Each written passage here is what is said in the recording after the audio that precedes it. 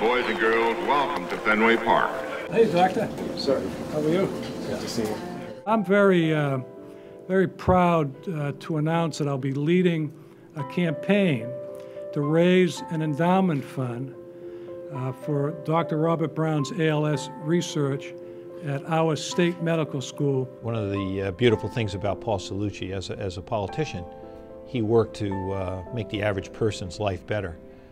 And now, faced with a pretty challenging illness, he's once again concerned about the human dignity of each individual. It's really a pretty incredible selfless act.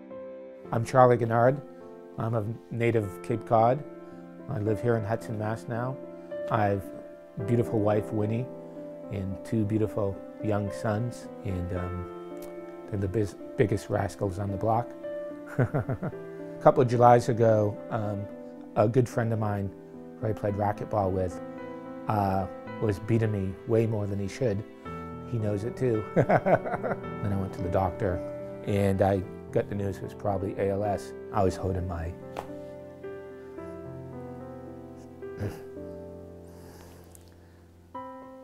I was holding my 2.5-year-old.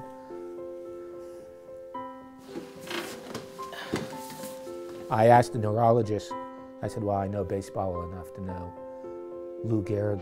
Today, I consider myself the luckiest man on the face of the earth. I said, what's changed? And she said, not much. So that's not true.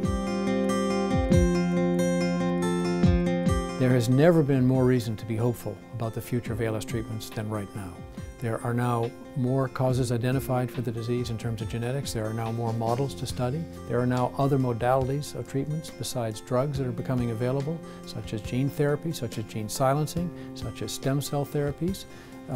And when you put all these together, it seems to me there's a plurality of possibilities that just didn't exist 6 or 7 years ago. Dr. Brown is a huge leader in our field, a huge leader in ALS. I've never seen anybody so committed to a cause in my life. It's really inspiring to work with him. There's a lot of promising research going on out there, and a lot of the holdup is money. That's it for Governor Cellucci to come out so publicly. There's a lot of courage, and you know, everybody who is sick and their families appreciates it so much. He couldn't fasten a button on his shirt, and that simple act led to a diagnosis that would change former Governor Paul Cellucci's life dramatically.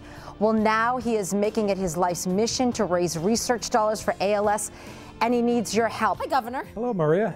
It's been a long time since I've seen you. I know it. We talk about everything. When he was ambassador to Canada, a man walked into his office and said that a newspaper was about to print an article on Cellucci saying that he looked just like the actor, Robert De Niro. I'll let the governor take it from here. So I didn't miss a beat. I just said, are you talking to me? And I could see by the expression on his face that he didn't realize I was doing my impersonation. I'm trying to turn a very tough diagnosis into a very positive thing by raising this money, and that gives me a lot of comfort.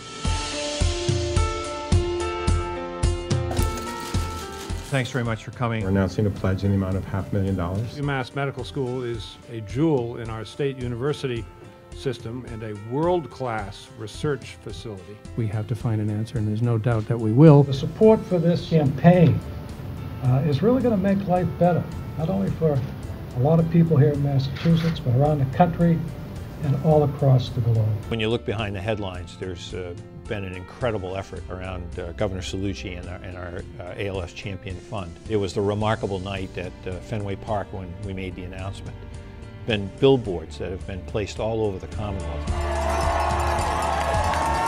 And John Hancock has even helped us sponsor 8 people who are going to run the Boston Marathon on behalf of the fund. It's an incredible community of people who care about Governor Cellucci and about finding the cure for this disease. The average life expectancy for people with ALS, like 85% of the population, is 2 to 5 years. So let's do it. I mean, come on. Now.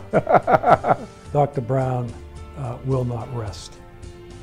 He wants to find a cure, and I am so proud to be helping him, raising funds so that he can continue his groundbreaking research that is giving hope, realistic hope, to people living with ALS and their families.